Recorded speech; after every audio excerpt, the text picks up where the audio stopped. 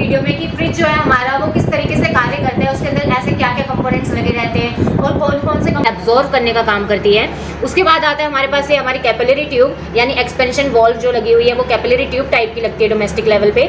तो यहाँ आप देख सकते हैं करने के लिए रिले और OLP लगाई जाती है दोस्तों। रिले जो है वो क्या ऑटोमेटिक तरीके से स्टार्टिंग और रनिंग को शॉर्ट करने का काम करती है जब हमें मोटर स्टार्ट करनी होती है, और मोटर को चलाने का काम करेगी। Welcome to ABC tech institute Uttam Nagar branch. मैं आशिया RAC ट्रेनर। आज आई हूँ एक मज़ेदार टॉपिक लेकर के। आज हम जानेंगे आज की वीडियो में कि फ्रिज जो है हमारा वो किस तरीके से कार्य करता है, उसके अंदर ऐसे क्या क्या कंपोनेंट्स लगे रहते हैं और कौन कौन से कंपोनेंट है जो कूलिंग करते हैं, कौन से जो हीट को बाहर निकालने का काम करते हैं, उसके अंदर कौन कौन से इलेक्ट्रिकल पार्ट्स लगे रहते हैं, इलेक्ट्रिकल पार्ट्स के क्या क्या कार्य है, उसको हम कहाँ पे क्या चीज़ लगी रहती है, उसको आज हम देखेंगे इस पूरी वीडियो में। तो वीडियो को स्किप ना करें और लास्ट तक बने रहें। और स्टार्ट करते बिना किसी देरी के आइए।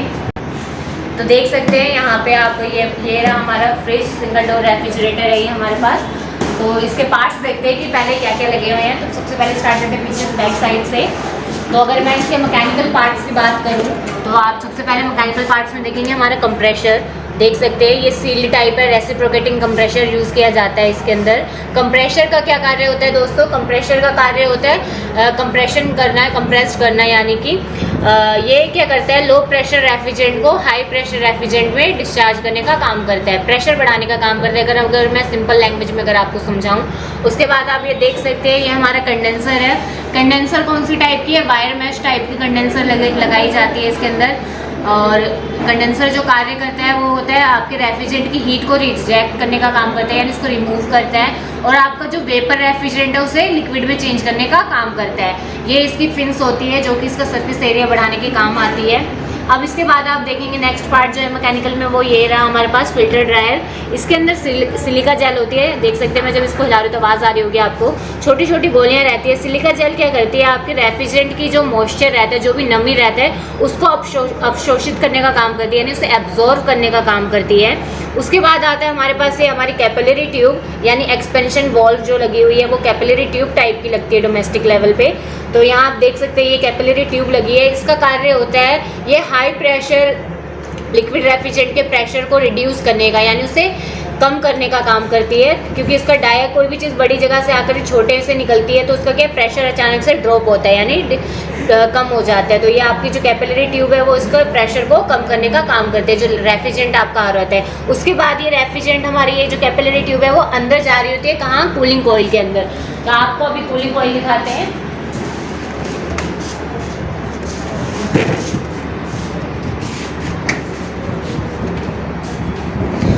तो यहाँ पे ये देख सकते हैं अगर आपको वीडियो में दिख रहा हो, ये देखिए ये कूलिंग कॉइल है हमारी। ये अंदर आके आपकी एक्सपेंशन वॉल्व यानी कैपिलरी ट्यूब खुली है और सक्शन लाइन उसकी वहाँ आउटसाइड से है, जो कि वो पीछे बैक साइड से सक्शन लाइन निकल रही होती है।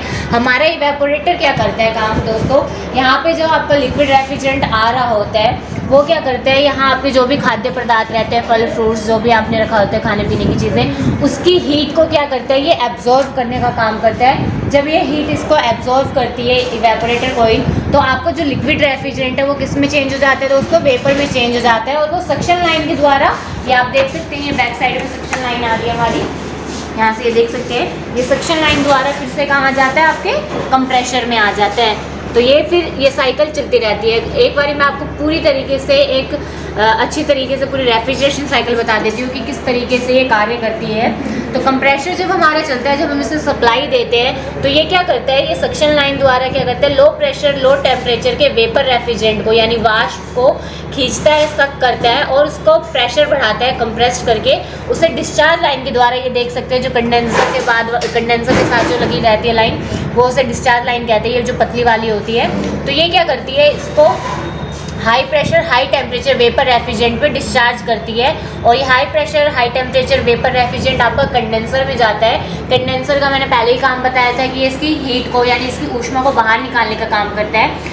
ये नेचुरल ड्राफ्ट का कंडेंसर है, यानी इसके अंदर कोई फ़ैन वगैरह लगाया नहीं गया है इसकी हीट रिमूव करने के लिए, नेचुरल तरीके से हीट को रिजेक्ट करता है।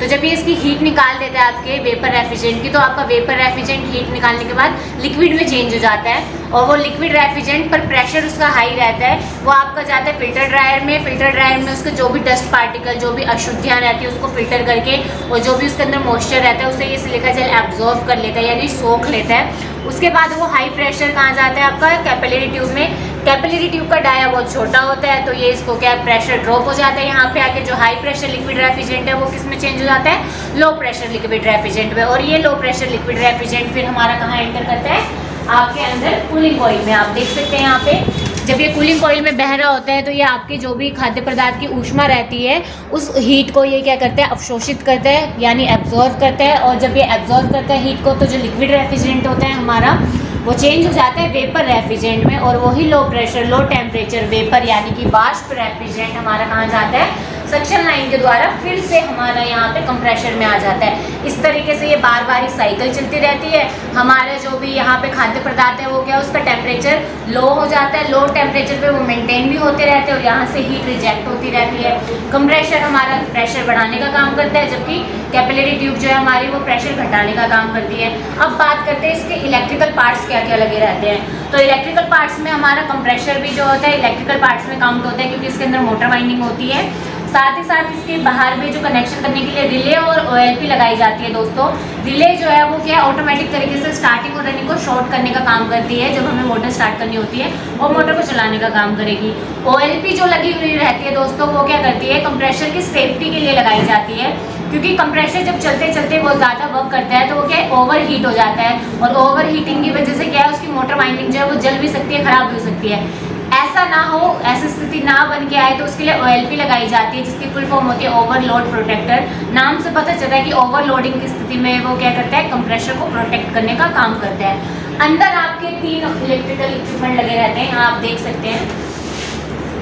ये आपका डोर स्विच होता है और यहाँ पे आप ये देख सकते हैं थर्मोस्टेट है। इस साइड पे यहाँ ये बल्ब लगा रहता है। बल्ब यहाँ हमारा टूट गया है, बट ये होल्डर देख सकते हैं, यहाँ पे बल्ब लगा रहता है। बल्ब क्या होता है, बल्ब क्या काम करता है दोस्तों, वो जब भी आप दरवाज़ा खोलते हैं तो क्या है, बल्ब ग्लो करता है और आपको जो भी खाने पीने की चीज़ है वो आपको ईजिली दिख सके, उसके लिए क्या है, बल्ब लगाया जाता है। डोर स्विच किस लिए लगाया जाता है, डोर स्विच जो होता है वो हमारे बल्ब को कंट्रोल करने का काम करता है। जैसे ही आप दरवाज़ा खोलते हैं तो ये कॉन्टैक्ट पॉइंट बाहर ही रहते हैं, तो उससे क्या होता है, वो बल्ब को सप्लाई मिल जाती है उस कंडीशन में और वो बल्ब ग्लो करने लगता है। जैसे ही आप दरवाज़ा बंद करते हैं तो ये पॉइंट देखते हैं, आप देख रहे हैं ये बंद हो जाता है, दब जाता है, तो वो जो भी इसको आप सप्लाई दे रहे हो तो वो कट कर देता है। बल्ब को मिलने वाली सप्लाई जब कट हो जाती है तो बल्ब जलना बंद कर देता है। तो ये इस तरीके से वर्क करता है। थर्मोस्टेट जो लगा हुआ है हमारे पास, थर्मोस्टेट क्या कार्य करते हैं, हमारी फ्रिज में थर्मोस्टेट लगाया जाता है टेम्परेचर कंट्रोल करने के लिए, क्योंकि जब हमारा फ्रिज चलता है तो वो जब या तो ज़्यादा कूलिंग करने लग जाता है तो